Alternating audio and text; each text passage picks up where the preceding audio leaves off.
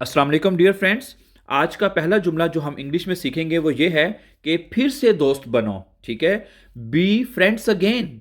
Be friends again, फिर से दोस्त हो जाओ, फिर से दोस्त बनो। ठीक है, और अगला जुमला है किसी कीमत पर नहीं।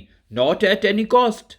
नॉट एट एनी कॉस्ट, किसी कीमत पर नहीं। ठीक है, और तीसरा जुमला है वट इज न्यू। नया क्या है। ठीक है, कोई चीज नई क्या हो रही है या नया क्या है, तो वट इज न्यू, नया क्या है। ठीक है, और चौथा जुमला है जी कि अपना वादा नहीं भूलो या अपना वादा मत भूलो। ठीक है, don't forget your promise. Don't forget your promise, अपना वादा मत भूलो। ठीक है, और आज का आखिरी जुमला है कि जी चाय ठंडी हो गई है। Tea has got cold.